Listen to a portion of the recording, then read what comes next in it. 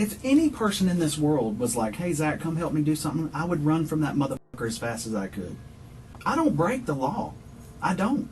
Hell, it's all over the news. Yeah. You've read it. Yeah, I've read Right. it, and And I mean, trying to swallow it and figure it out. I mean, it's like, it's terrible. This is the moment Zach realized his wife Ashley was a secret murderer. The police found Taylor Wright, a friend of his wife, lying dead on his property, and suspicions pointed towards Ashley as the possible murderer. However, Zach adamantly refuses to believe it. Little did he know, he was about to get the shock of his life in the interrogation room. right with you. Thank you. Not a problem.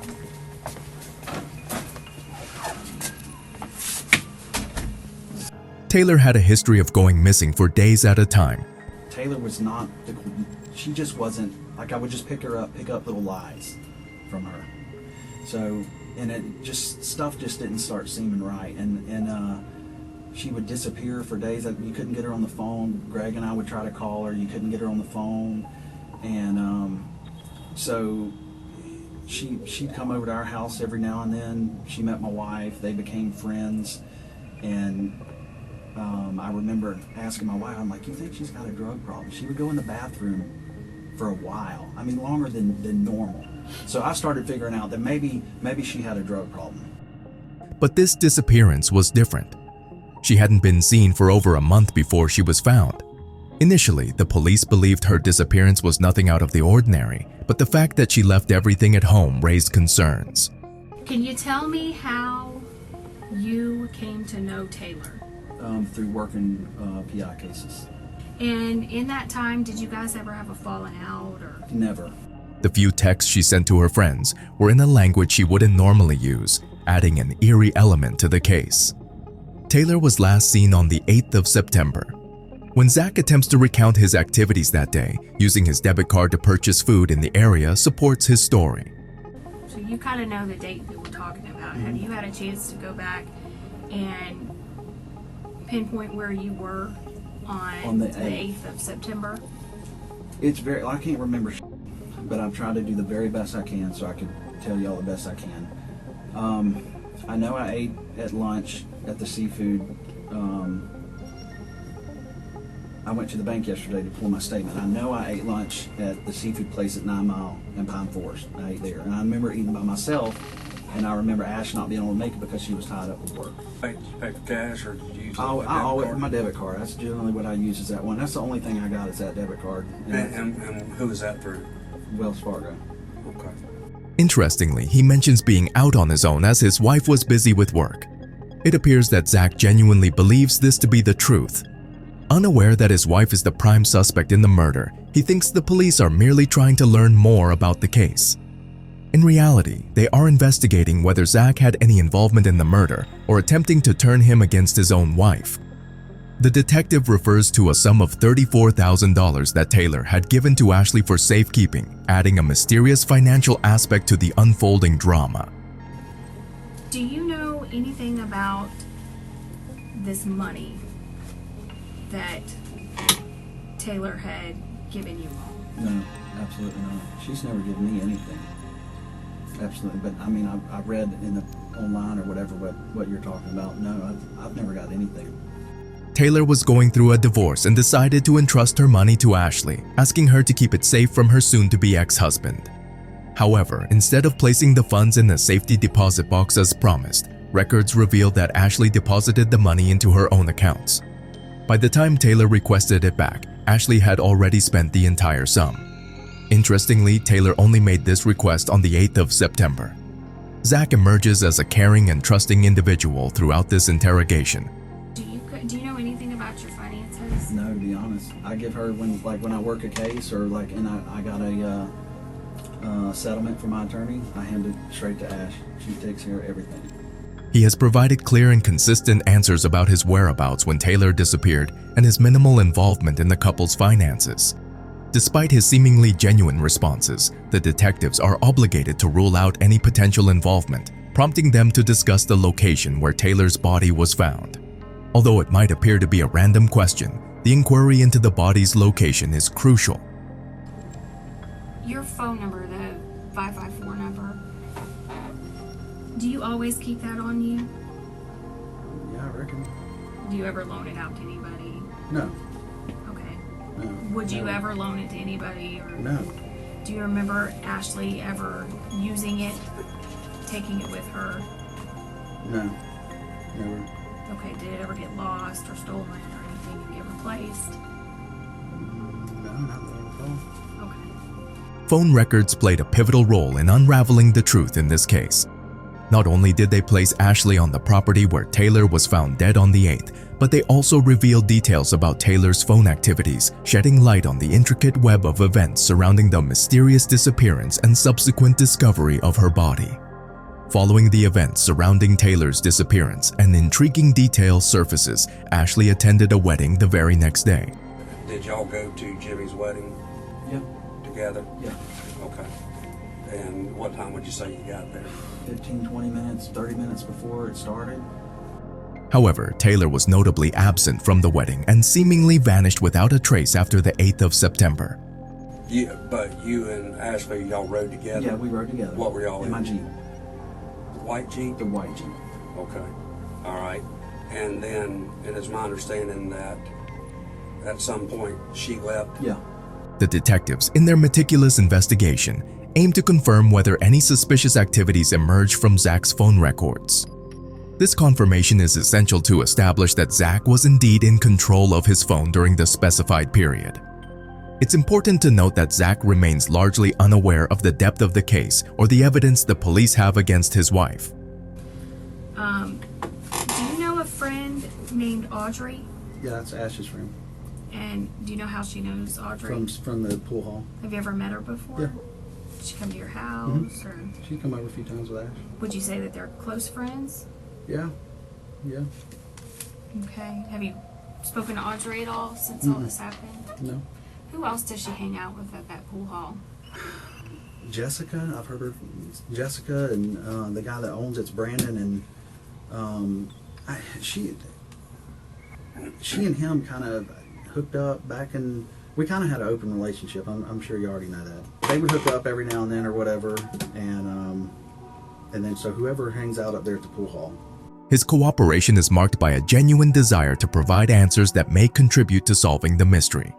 Given Zach's compliance thus far, the detectives decide to explore the possibility of questioning him about additional physical evidence in the hopes of gaining further insights into the unfolding investigation. Did he say anything else about it? I mean, did he?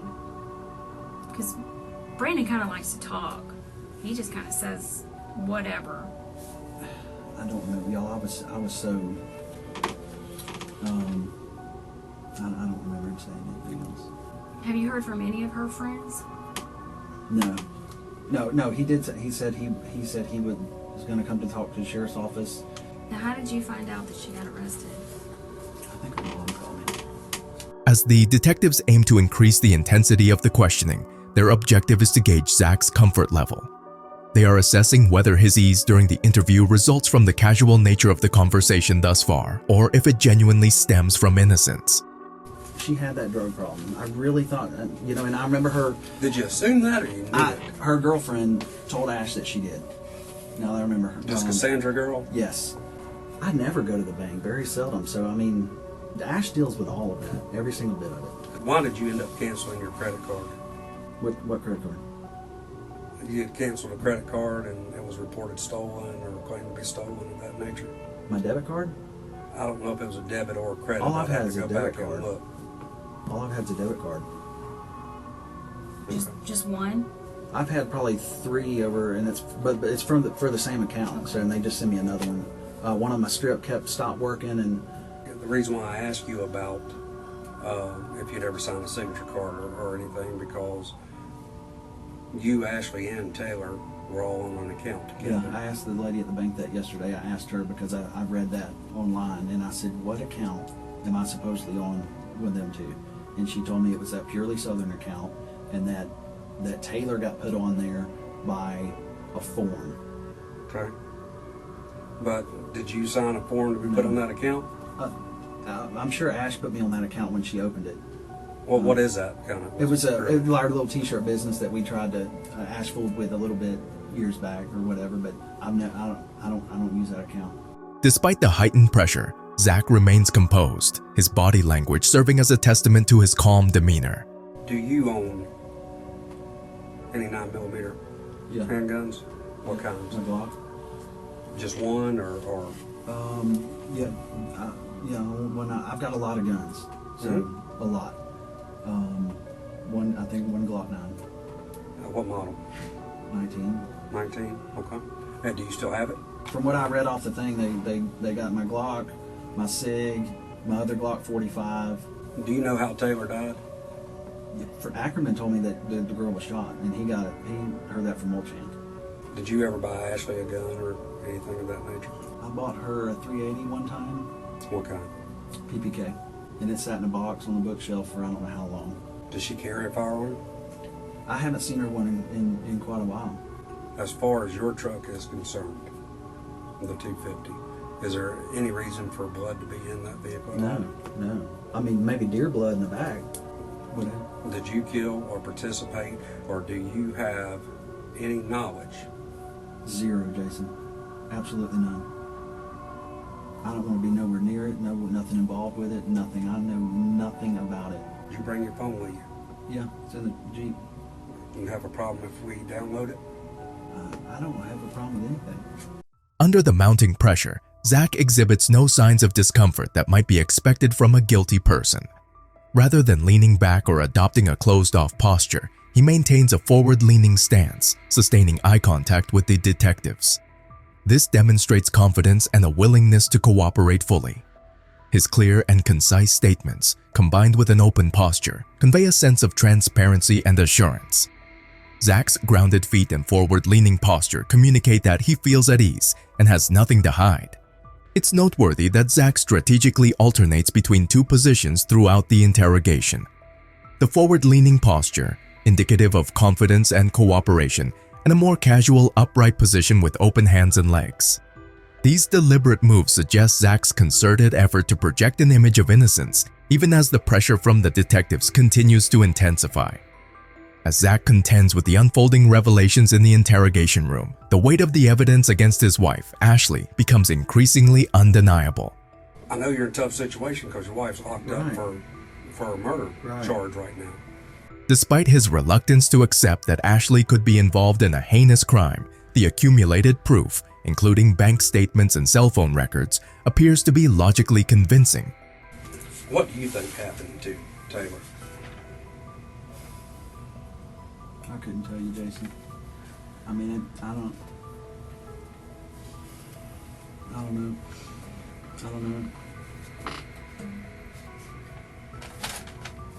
I mean, nobody deserves to ever get anything happen to them like that whatsoever. I don't know about it. I don't know what happened to her. And, I'm asking you, as this investigation continues, whether it's text, phone records, computers, financials, is there going to be anything that hems you up or No, ties you absolutely to that? nothing. Nothing. Hell, it's all over the news. Yeah. You've read it, Yeah, I've read Right. it. And I'm so you know at least some of the details. And all I know is what I've read. Let her on- finish your question. and just based upon that and your knowledge of the job that we do and the job that you used to do, what's your thought? Feelings aside, Just logically, we didn't just fucking show up at Britt Road. I can't see her doing something like that. I mean, she's super intelligent. That's just sloppy. I mean, that's sloppy shit. I can't see her doing that.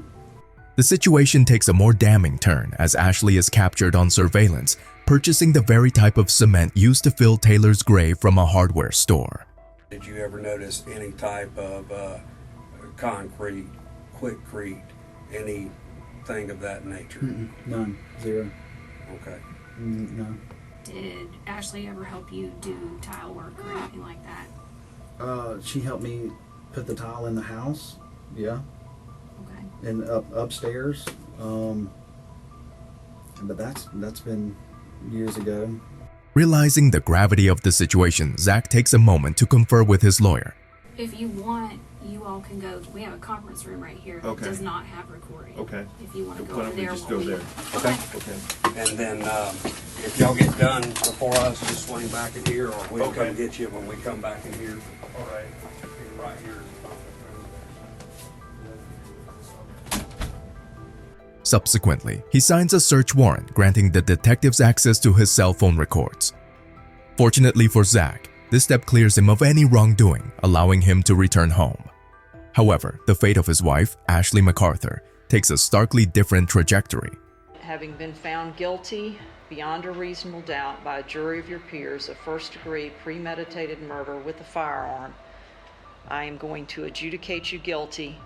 I'm going to sentence you to life with a mandatory minimum 25 years state prison. In the aftermath, Ashley is sentenced to life in prison with a mandatory minimum of 25 years behind bars. As Zach navigates the emotional upheaval of the situation, he is left to come to terms with the stark reality that his wife will spend a considerable portion of her life incarcerated.